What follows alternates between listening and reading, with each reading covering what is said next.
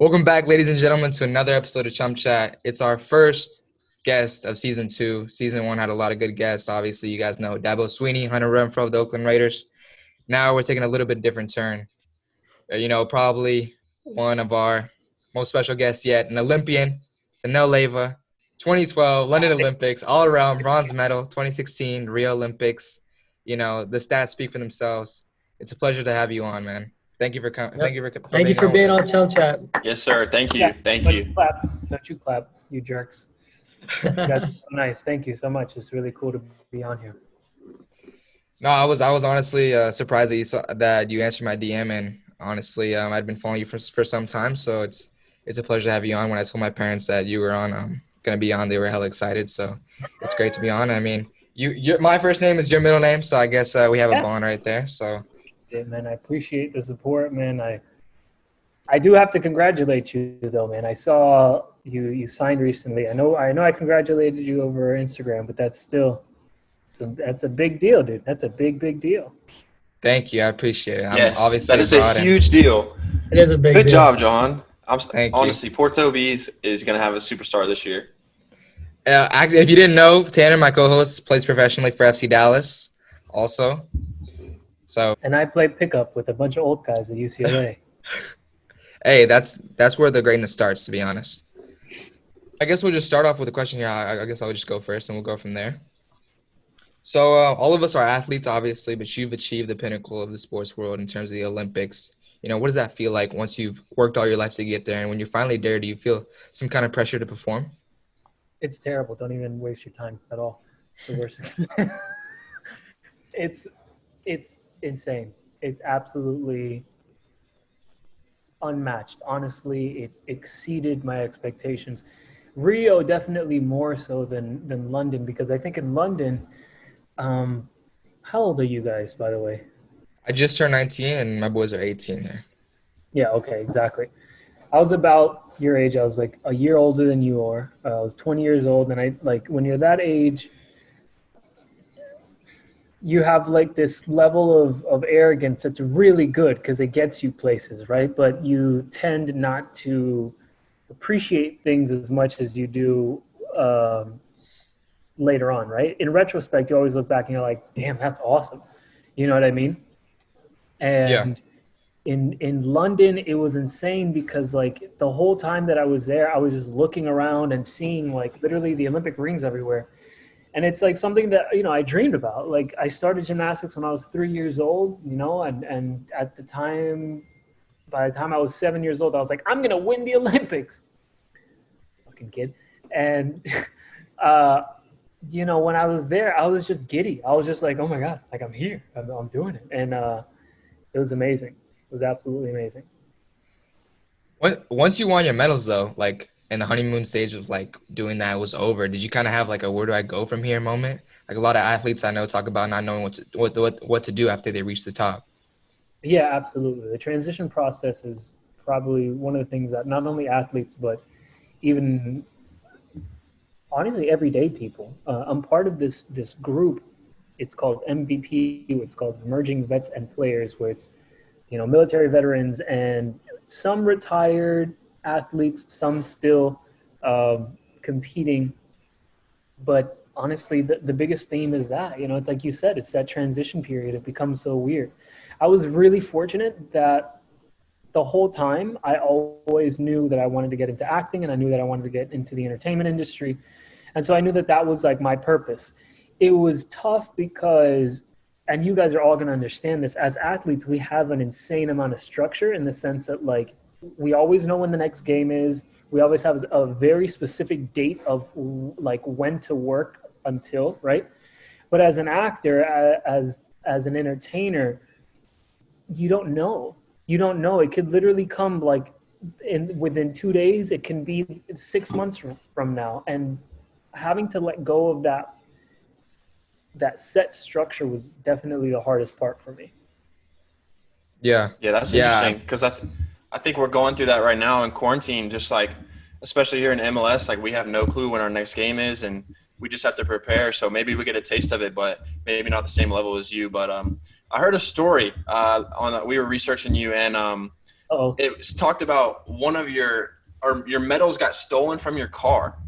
Is that a true story? And then you found them on a bus. Could you give us some details on this? Or dude, you guys just unlocked a memory that I had completely forgotten about. Yes, that is actually very true. I had at one point, I had recently done some sort of press event, something that they wanted me to bring all of my medals, including my world medals, and that was before 2016. I think it was even before 2015. Um, but it was still quite a couple of medals, and they were in my car. Somebody broke into my car, and they stole just a bunch of bags, um, like my gym bag and all that stuff. And the other bag that they stole was the one that was holding all of my medals. And I guess they looked through and they didn't see anything but a bunch of boxes, and they noticed that they were just like medals, and then they just apparently left them on the bus. I didn't find them. Somebody else brought them to me, and they were like, "Are these yours?" I was like, "Yeah, dude." But yeah, man, that happened. It was crazy. How much do you Wow. think an Olympic medal will go for on eBay? Dude, I've heard stories of people that had to sell their medal. They had to like pawn their medals and stuff like that, like back in the day. Because that's the other thing that a lot of people don't really realize, like they associate high level athletes with immediately being like rich, right? Yeah. And it doesn't happen with every sport, And like for gymnastics, we're popular every 4 years. You know what I mean? Football is starting to become more and more popular every day here in the U.S. But like, dude, like 7 years ago, nobody knew anything about football, right? Like you guys have been doing it your whole life, so I'm sure you guys have been following it your whole life. But I'm sure. Where are you guys all from, by the way? Like, what states are you guys from originally? Me and Jed are from Dallas, Texas, Okay. and Tan's I'm from Birmingham. Alabama. Yeah, so definitely not soccer cities whatsoever, right? Like, Yeah. not even close. All about like American football. In Miami, it's a little bit different, but like, I mean, again, so a lot of these athletes, like I have friends of mine who are like Olympic medalists that they have to work like 2-3 jobs. They have to like just figure out how to just get by because, we get a medal and like a high five and then like, okay, go on your way. It's tough. Yeah, I didn't even think about that. Usually you associate, like you said, standing on the podium with having, everything you want in the world. So that's a good thought to have. And I had a Like, question. stuff, yeah. Right, yeah. I had a question about, I watch the Olympics and I see all the athletes and I'm always wondering, man, I wonder how life is in that Olympic village with all those guys together, all the girls together, and just how was life in the Olympic village, and are there any funny stories or crazy stories you have to share with us if you don't mind? I do have a story from 2012 that's a little bit unbelievable, but to touch on that point, that for me, and the more people I bring it up, the more they agree. The entire essence of the Olympics, it's not about competing. It's not about the crowds. It's not about the medals, dude. It's about being in that Olympic village. It is completely different than anything else in the entire world. Recently, I was talking to somebody that was on the International Olympic Committee, and we were just chatting about how insane and how much of an impact just being at the village made on us. It's crazy, man. It just imagine yourselves amongst almost thousands of athletes, everybody on the exact same page. Everybody's like so happy to just be there. We're all like collectively in like a little bubble. We're all like helping each other out, meeting new people, meeting new countries, new sports. At one point in the 2016 Olympics, after I was then competing, that's when I first started getting into soccer a lot. I actually played with the Argentinian handball team. We played in like a little like 7v7 court, and it was like the most fun I had in the entire games.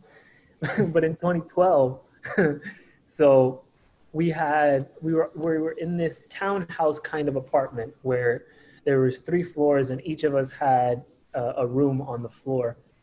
And at one point something happened that the pipes burst and it completely flooded the entire apartment.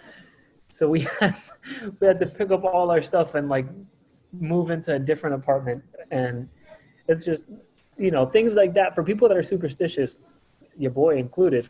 at that point especially, you know, it's like crazy because like everything, you have to like have everything like set, and you're like, now I have to go to a different apartment. Oh no, what if this is what's gonna mess me up?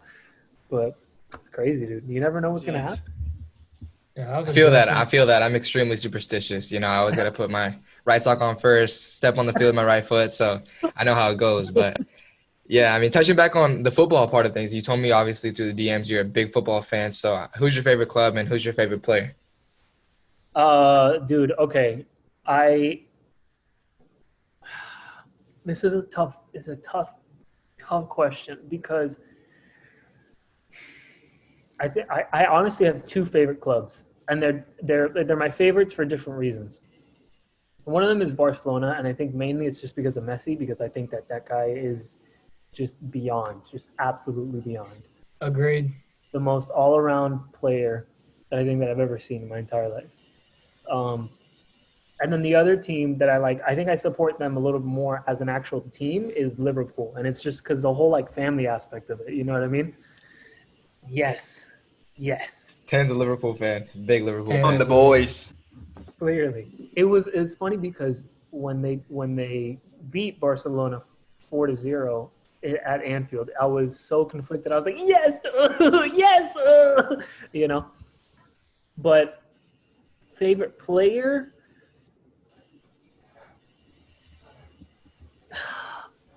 it's either Neymar or Messi. It's one of them two. It's really hard for me to pick between them. Yeah, I got a Would you question. say? I got it. Oh, yeah. What do you feel about Neymar leaving Barcelona? Bro, How'd you feel? I don't want to talk about it. Next question.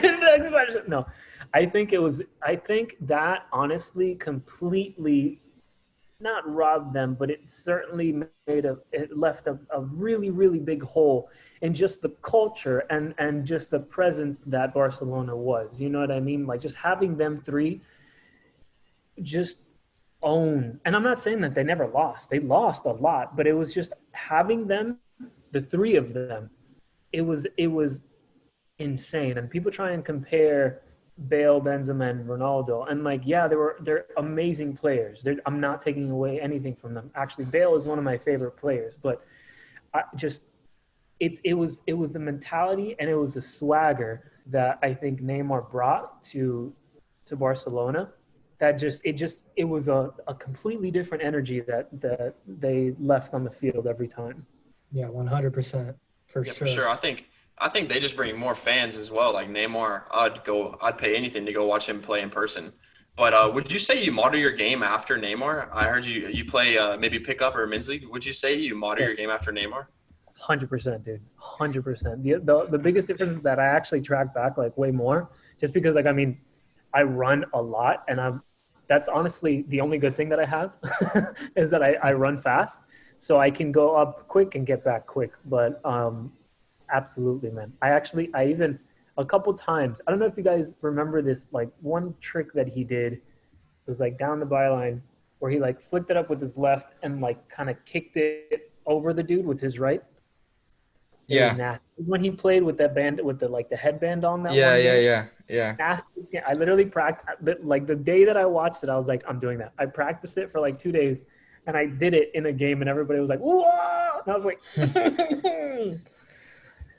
I feel like that's the aspect that Neymar brings, like kind of the flashiness, you know, kind of people have compared him to like kind of like Steph Curry, the NBA, kind of brings that like swagger, you know how Steph, you know, shoots it and just like already knows it's going in, kind of like that. Yeah. So I'd say that they're comparable for sure. He would take so many shots, dude, and he wouldn't care. Like wherever he was just, I'm going. Or he would create chances, you know, and I feel like everybody was expecting Coutinho to kind of fill in. But the problem is that Coutinho, in my opinion, was given poor instructions, and he wasn't playing as freely as he was when he was at Liverpool. You know what I mean? I also don't think that he was playing the proper position. He wasn't playing the same position that he was at Liverpool. So he couldn't really create very much. He couldn't like actually shoot for goal very often. But whenever he did shoot for goal in Barca, he would make it, like that game against United. Coutinho shot! Oh, what about that? Brilliant goal from Felipe Coutinho. Like nasty kick, dude. He has that, you know, he has that little sweet spot. That little spot. Yeah. You know, whenever you see him in that spot and there's a little bit of opening, it's like, oh, there it is. It's going in. So kind of staying on the same topic, not necessarily football, but just in general, sports. So what's the most important piece of advice that you've ever gotten? That's a good question. I think I would say from my mom. You know what I mean? My mom always gave me like the best advice, and it's interesting because she's my mom, because she was part of the sport, and moms just want to take care of us and they just want us to always be happy no matter what. There were certain times that, like, she would just be like, just stop, if you're not happy, just stop. And like, I didn't need that at certain points. I needed somebody to be like, you got it, you know what I mean? But again, she's my mom, what can I say? But a lot of times, like in 2016 I was kind of struggling. It was like maybe the second time ever that I had made the individual event finals, where it was on parallel bars and on high bar, where I actually had a big chance to get a medal on both events. And in the gym, I was just like struggling, being really frustrated and putting a lot of like extra pressure on myself, and just nothing was actually coming out the way that I wanted. I kept falling. I kept just doing things poorly. And like the day before, maybe 2 days before, my mom comes to the village and she sits me down. She sees me frustrated and she's like, listen to me. I need you to understand that you're one of the 8 best athletes in the entire world right now. I was like, no. She's like, shut up. Shh. Listen. One of the 8 best in the whole world on 2 events, no matter what. So no matter what happens, and this is something that you guys can understand, no matter what happens, nobody will ever be able to take away that aspect that you just signed for Porto, you play for the MLS, and you're D1, you said? And Yes, you sir. play D1 for college. No matter what happens, that will be with you and will stick with you for the rest of your life. And that's not saying be satisfied with that. That's not saying be complacent with that. No, you can always reach for more. You can always strive to get better. That's the human, that's the human thing. We always want to grow and be better. But it's just also appreciating those little wins. You know what I mean? Thankfully, because of that, I was able to go on like the next day or 2 days later to win 2 silvers on each of those events. But we have to remind ourselves sometimes, like, hey man, look behind you, look how far you've come up until now. Like, yes, you can keep looking forward because that's where you're going, but like, just take a quick glance back there and be like, damn, I'm pretty far, let's keep going. Right. Yeah. And I wait, think I that's just want advice. to, before Judson goes, I just want to confirm because I guess that advice really worked because going into 2016, you were actually an alternate, right? But then it ended up being you ended up replacing someone because of injury, and you were the only guy on the whole team that medaled, right? I was in 2012. I was the only guy that medaled. In 2016, I was just the most successful. There was one other guy that got like 1 bronze medal, and then I got 2 silvers. And there you go. Wow. That's impressive. Cheers to your mom. Yeah. Those were one for your mom. Yeah, for sure. I think that's great advice, especially for people around our age that are kind of entering a period where we're at a crossroads. Like, hey, do we still want to press on? And we're trying to find motivation to keep doing what we're doing and get that next step. Yeah, man. You also mentioned that you started when you were 3 years old. Started gymnastics. It's a really young age, and we know we have a lot of younger viewers that are athletes and trying to pursue their sports and get to some sort of success in their sport. So what advice would you give to those athletes who really don't have the resume that all of us have, that you have, that can't look back on it? So what advice would you give to them? The best advice that I actually can give is something that I heard once I retired from gymnastics and I went on to acting. It's something that reminded me about my journey in gymnastics. A couple weeks after I had moved to LA, I was at a restaurant. There was some dude that he was our server, and I was like with my ex, and I was like, I bet that guy's an actor. He just looks like a tall guy, good looking, strong. That dude's an actor. Sure enough, he comes over and I'm like, hey man, you're an actor, right? He's like, yeah, I'm a musician too, mainly, but yeah.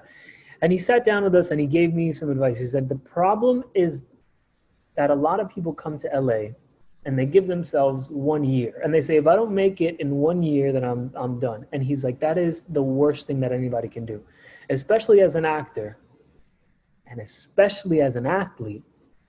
I feel the minimum we can give ourselves is 10 years. If in 10 years we don't at least get close to what we wanted to do, then you can be like, all right, I gave it my best shot. You know what I mean? But like 10 years is a long time. So the best advice I can honestly give is be resilient and be able to adapt. All right? Because even if you're not a talented person in the sport that you're doing, those two aspects of your life, you can be talented in those two things. You can acquire those two things. Be resilient and be ready to adapt to anything that comes your way. Yeah, that's interesting that you say that, because a bunch of young guys are signing with the MLS, and I've talked to Judd about this. Maybe Judd beats himself down for looking at other guys succeeding when they're so young, but I mean, you got to keep pressing on. There's no time frame on success, and you can reach your goals however long it takes. So I mean, that's definitely something that all three of us can use as advice for our career. So we appreciate that.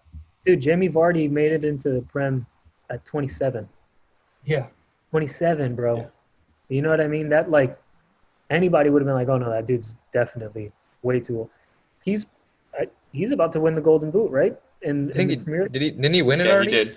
He Yeah, did he it, won. They want it. Yeah, dude, what? You know what I mean? It's like it's like Tanner said. There's no time frame. There's no time frame. Like, and here's the thing. Here's another thing this one's really, really hard, and I'm still trying to figure it out every single day. And I feel like that's kind of the fun thing about the path that we're all taking. The universe, a lot of times, will present you something that it's like, oh, look at this shiny thing. Do you want this shiny thing? And sometimes we have to be like, no, I don't. I don't want this shiny thing. I know this is going to be an immediate happy thing, but I feel like if I wait, there's going to be a branch and it's going to show me something even better. I'll give you an example. In 2011, this is probably one of like the best all-around years of my career. You know, where you do all 6 events. It was the best year of my career. I had just won the national championship. I was like 19 years old. It was a really, really big deal for me. I was going to my 3rd world championship ever. I hadn't won a world medal yet. The team finally won a medal, and everybody was looking at me to beat this guy. His name is Kohei Uchimura. He's from Japan. He is an absolute legend in gymnastics. But everybody was looking at me that year to see if I can like kind of nudge him off the podium. I go to World Championship, and I go to the all-around final, and I do a pretty decent job. And actually, you know what? I'm going to do something. I'm going to share my screen with you guys, give you a little visual. I like this. This is a first. I like this. I like it.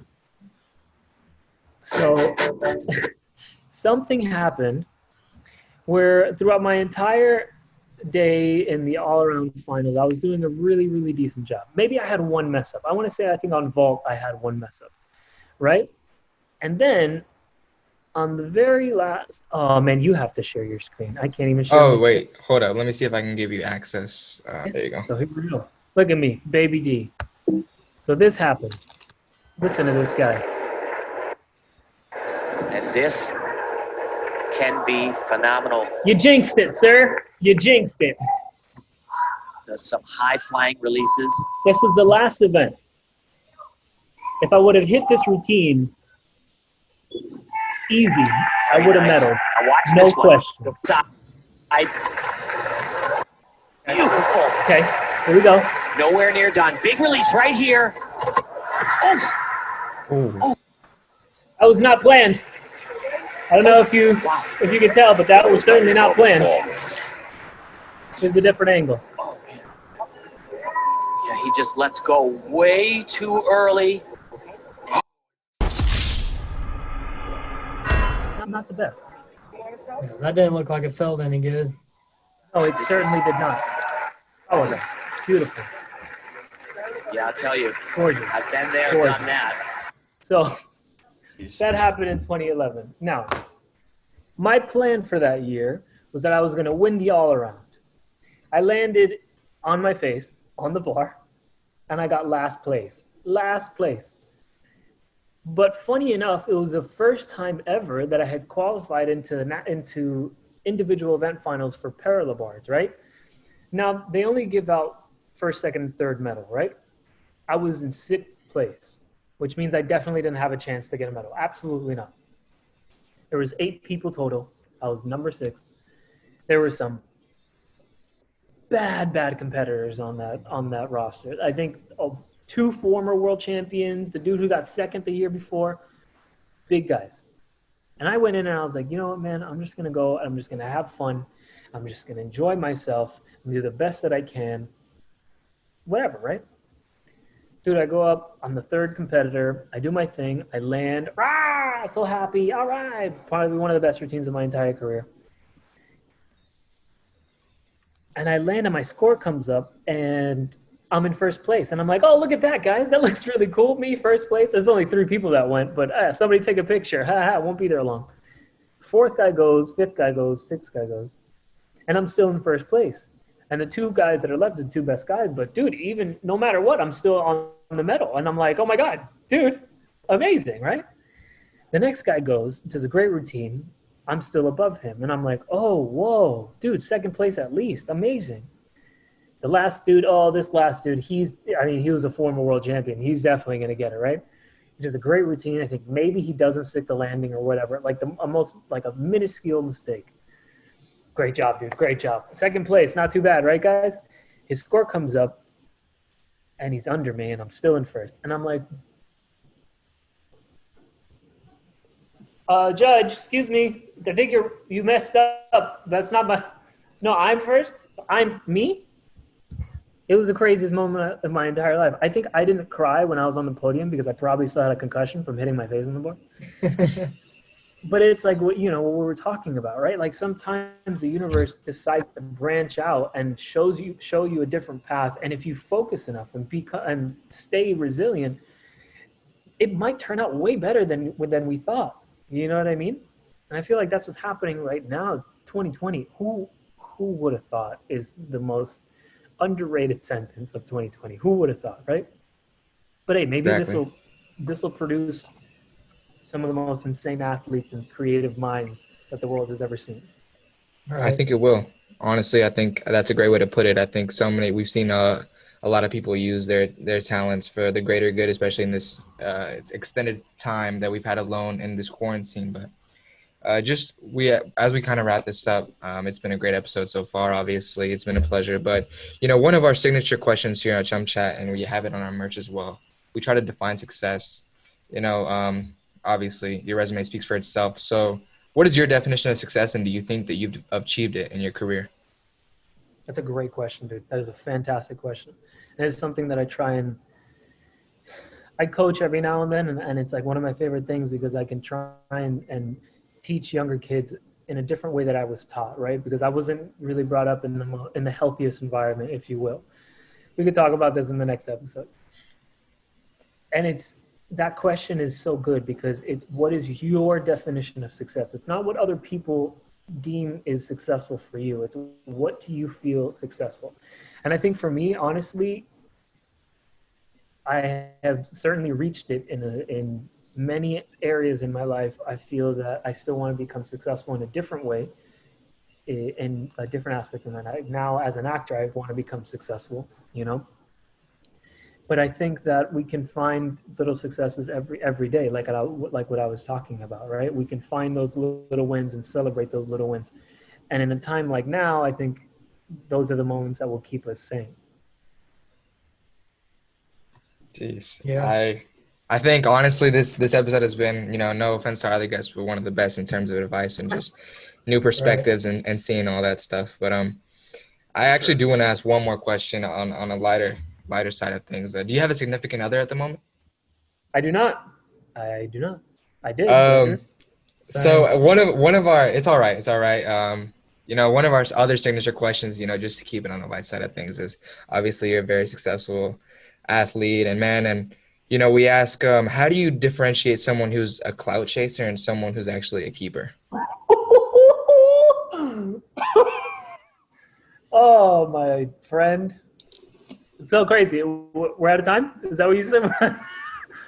I wish I knew, bro. I wish I knew. Honestly, from what I've heard, you got to try and find somebody that knew you even before the success. But even then, I will beg to differ, because a lot of times people will try and use that against you, right?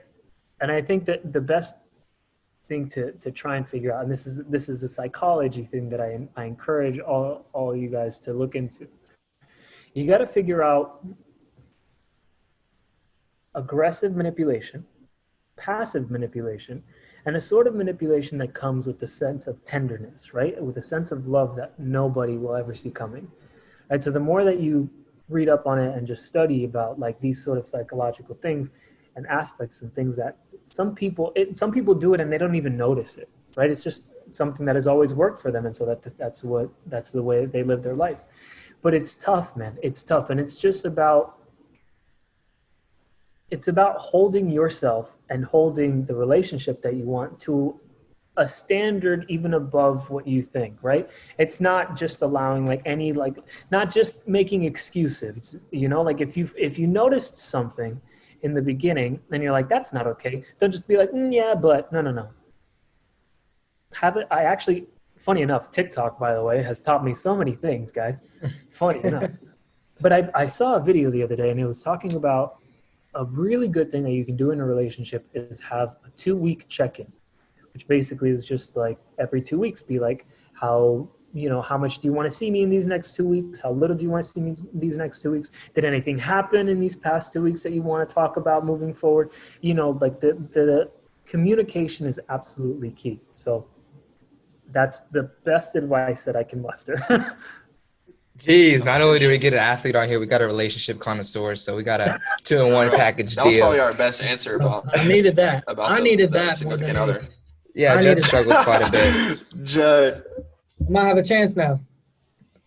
No, but I believe. before we wrap this up, I want to give you a chance, actually, if you want to say anything or promote anything that you've got going on. I mean, it's been a pleasure, honestly. Thank you, guys. Honestly, the only thing that I want to promote is the same way I said to do it in a relationship is to do it with oneself. Check in on yourself. Check in on your friends. Check in on your teammates. Check in on those that you love most, right? Like mental health is the most important thing in the entire world. There's nobody that is more important in your life than you. All right. So if you're not taking care of yourself, like honestly, nobody will. And like other people will try. They will certainly try. But if you're not taking care of yourself, it's not going to work out. Right. So if you need therapy, go to therapy. I've been going to therapy for a couple months now, and I can't tell you the amount of growth that I've had as a person. There's no shame in going to therapy. Even if you don't feel like you haven't, it's just good to talk about the stuff that you've been going through. And honestly, the thing is that a lot of people think that therapy is about the therapist telling you what's wrong, and that's not exactly what happens. The funny thing about therapy is that the more you speak about your own problem, the more you hear yourself, and you're able to answer your own question. You're able to solve your own problem. And a lot of times the therapist is just there to be like, yeah, no, right? Because it's happened to me. So that's what I would promote, mental health. That's amazing. Yeah, that's great. Some of the best answers today. We really appreciate you coming on the podcast Chum Chat. We'll shout out his Instagram. We'll put it down in the bottom of the video. Make sure to check him out. He's done big things, and he's going to continue to do that. So hopefully we wish you all the best in your career and being an actor. So we hope that you do well in that. But just check us out, Chum Chat, another video, a top-notch video. Keep following us on the gram. Leave a like, subscribe. The boys are doing big things as we get our first Olympian guest on. So just keep showing love. Season Hope to have him 2. on again soon. Yeah, Thank you so much. so much Yes, for sir. being